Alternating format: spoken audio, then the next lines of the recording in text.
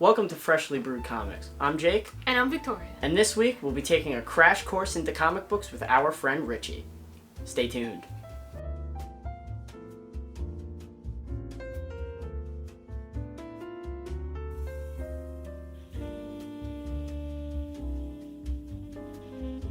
So Vic, read anything cool this week? I did. I read Stephen King's The Dark Tower. Okay. Because this series is based off of the Stephen King novels of the same name, The Dark Tower. And what's really cool about this comic book series is that Stephen King's original novels aren't in chronological order. Okay. So the fourth book is really like a flashback and tells the childhood and the upbringing of the titular character, Roland Dischain. Okay. But the comic book goes and puts it in order. That's cool. That's cool. I like that. So it really starts with what is like the fourth book and then builds from there, and it kind of it's told in chronological order. Yeah, because I feel like not that long ago I remember you complaining about how the books weren't told in the right order, and out of nowhere it really hurts the pace of the series. So that's cool that it tells in chronological order. Yeah, that's awesome. I really like that part especially because it makes sense when shit's in order, you know? Yeah, no, 100%. And the art's really cool. It's very ink heavy. A lot of shadows and stuff like that, and lots of colors, shadows and colors. Yeah, that looks like Jiley to me. Yeah, I think that is Jiley. It is Jiley. Oh my god, I'm good. Look at this guy over here.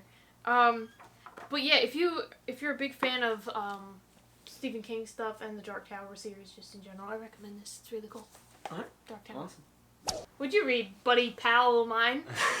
So this week I read Silver Surfer Parable by Stan Lee and Moebius. Oh, we know Moebius. He did the Incal. He did do the Incal. So Moebius is a very popular French comic book artist. Mm-hmm. I consider him one of the all-time greats. He's up there with people like Will Eisner and Jack Kirby, in my opinion, and that's high praise. Right. I love Jack Kirby. Well, he's like the Beyonce of comic book writers because he's just Moebius. The way that she's just Beyonce. He goes by Moebius. His real name's Jean Girard. Right. But Moebius is what he's most known as. Right. Well, Beyonce doesn't go by Beyonce Knows Carter. So all right, you got me. My argument still stands. So Silver Surfer Parable follows Silver Surfer. He lives in this world where it doesn't seem like there's any other superheroes in it. So I think it's an alternate universe. Mm-hmm. And Galactus comes down, and people start worshiping Galactus as a god. And Silver Surfer kind of just goes in there and tries to tell the people that Galactus isn't a god. He's kind of just, this guy that goes around and eats planets. Because Galactus and Silver Surfer have an agreement where Galactus won't eat Earth as long as Silver Surfer's there protecting it. Oh. And then he comes down and he's like, yo, dude, betraying our pact. Yeah.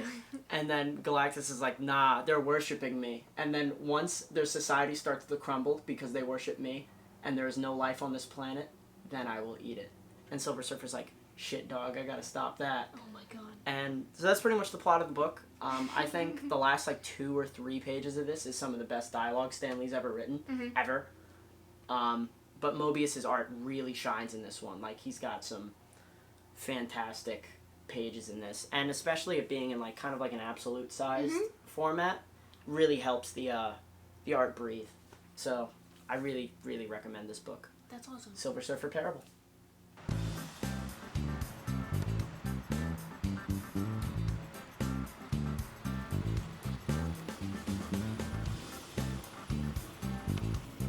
Who wants coffee?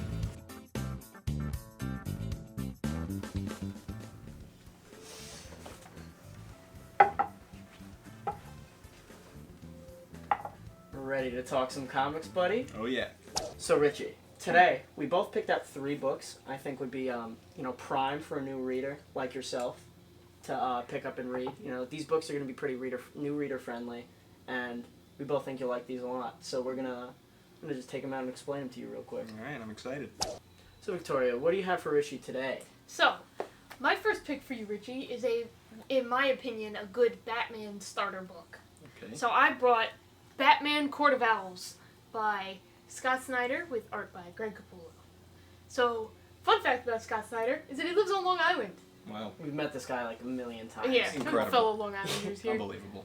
But this was, I think, the first New 52 series that I read. New 52 is the, that's the continuity Okay. Yeah, DC did this branding thing back in 2011 where they reset their universe and gave 52 new #1 books. So they really, a lot of like old time fans don't like it because they got rid of all this, almost 100 years of continuity, just to bring in new readers. So a lot of old readers felt, betrayed. Oh wow. But for people like you, and I started with the new 52. So for people like me too. Yeah. It's a great way to start, and this book, I agree with Victoria, is a great spot to start. So it's a really cool story. Batman takes on this like secret society known as the Court of Owls, and they end up being like very, they're like creepy and they're like really fucked up, and it's a really cool story. This trade Court of Owls, and then the second volume is City of Owls. And then it's like one big story, 2 books. And I believe it's 9 volumes total, or maybe 10. This guy wrote Batman for 9 volumes, and so what we would call a writer's time on a book a run. Okay. So this is Scott Snyder's Batman run. Gotcha. So that's it's a little terminology for you, some vocab. Any relation to Zack Snyder? No. There is not. That actually gets asked pretty often, I feel like. I see it happen a lot. Yeah. I get them mistaken sometimes, like if I'm typing like super fast on like Discord or something. I'll be like, and Zack Snyder's Batman run. But yeah, it's he's a lot better than Zack Snyder. I'm sure.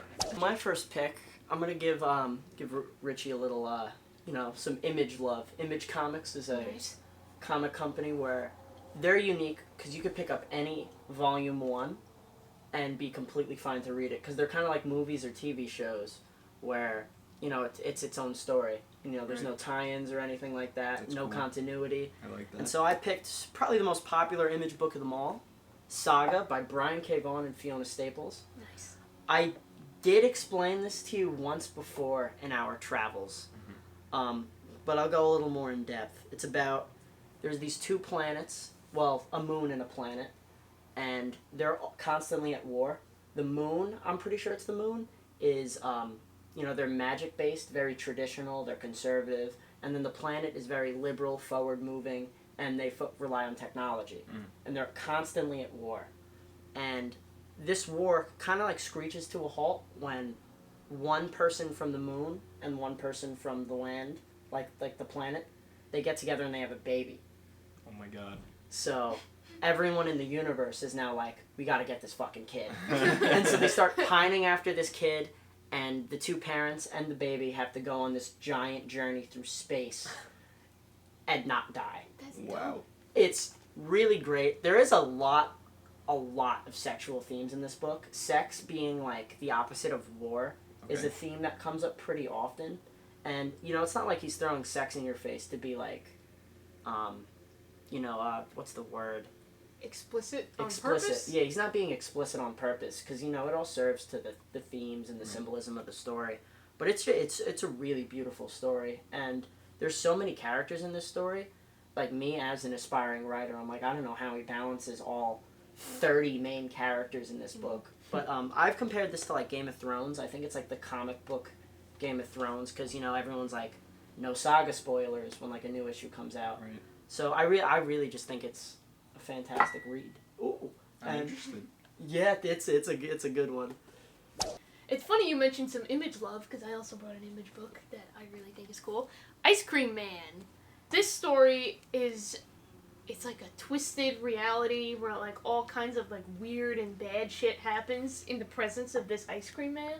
Like he's always in the background of like everything that's going on. Yeah, it's like a horror anthology, and he's kind of like Rod Sterling from the Twilight Zone. Yeah. Okay.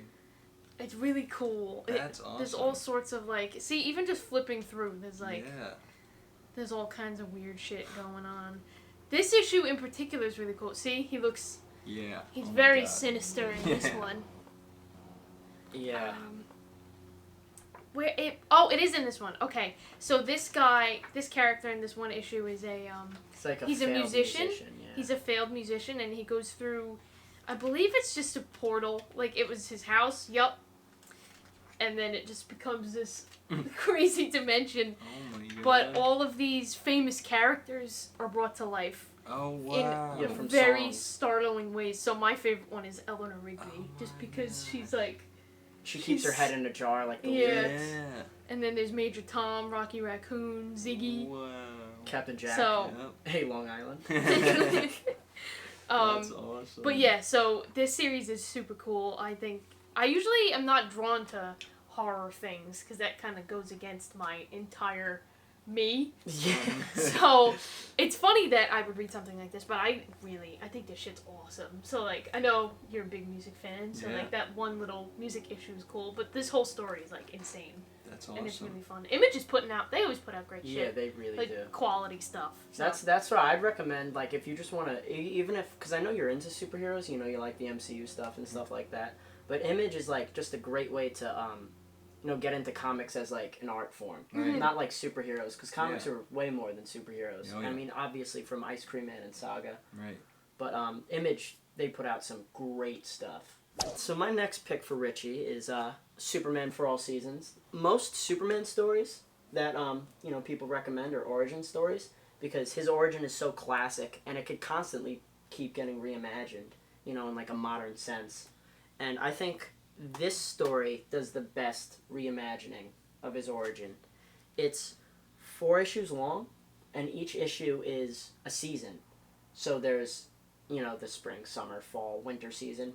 And each one is narrated by a different supporting cast member. Like, one's narrated by Lex Luthor, which that issue's great. It opens up with, like, Superman flying through the city, and he's like, I hate him. I hate him so much. But it's a really wholesome take on Superman.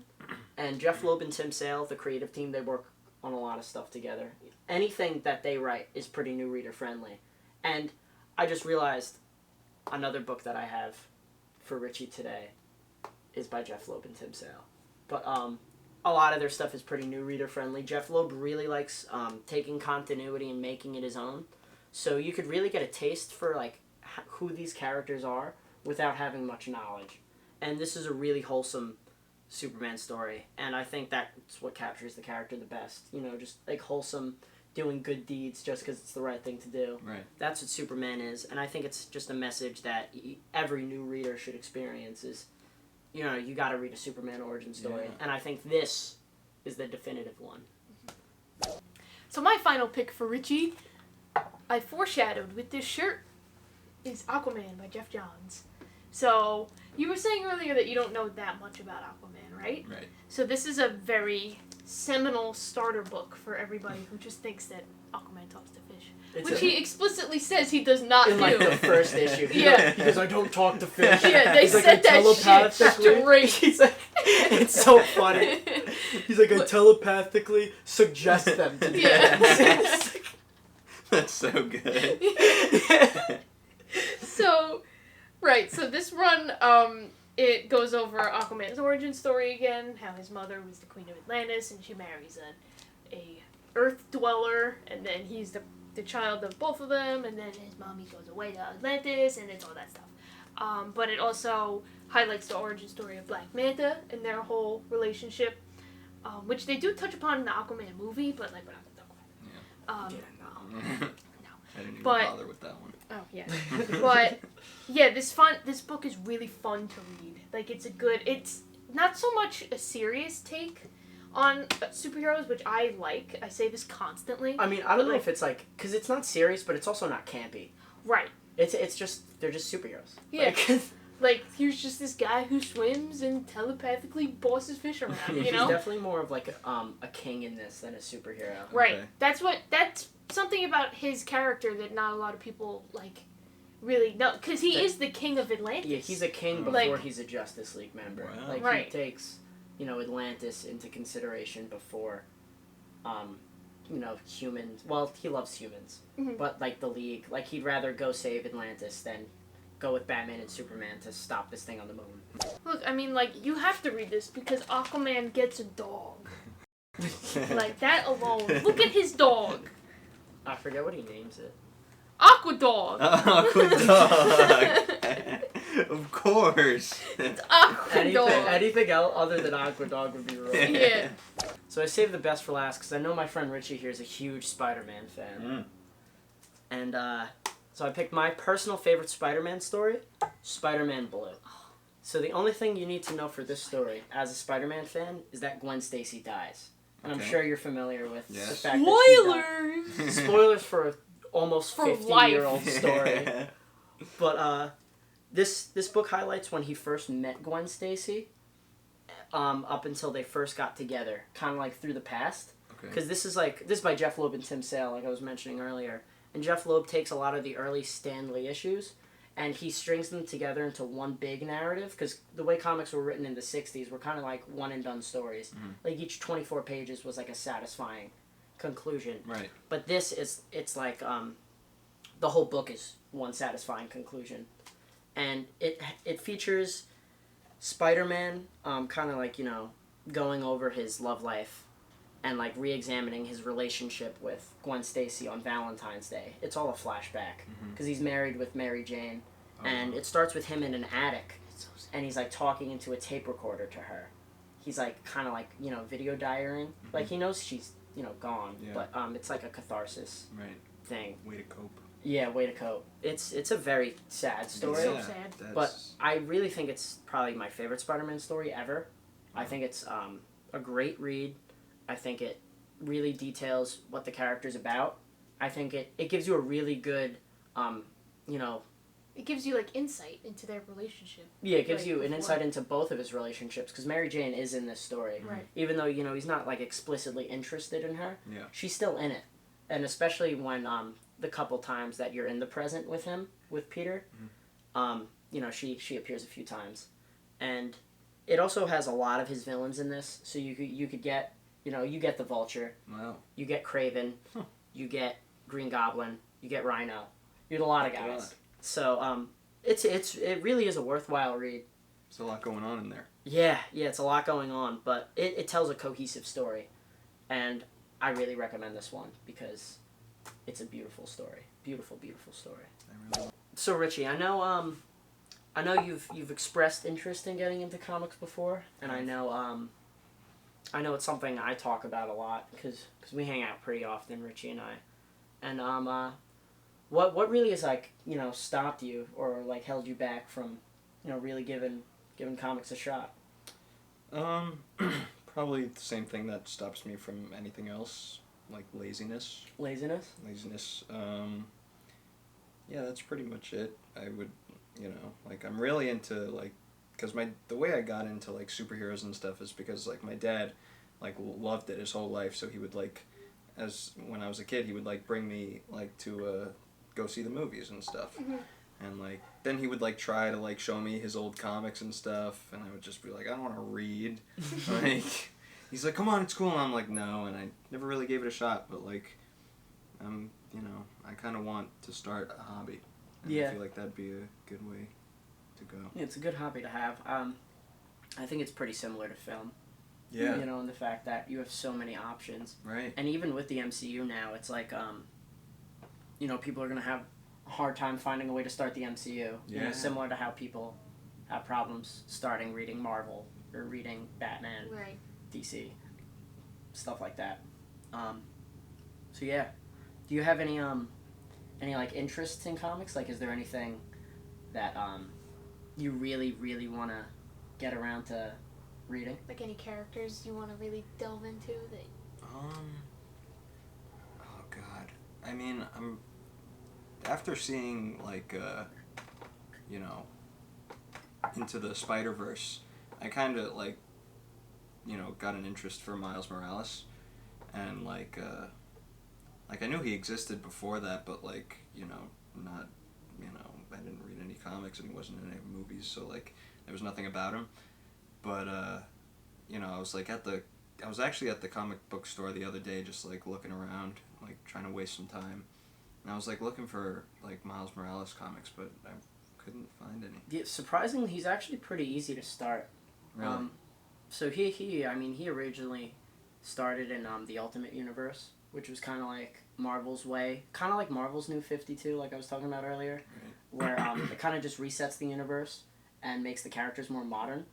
Mm-hmm.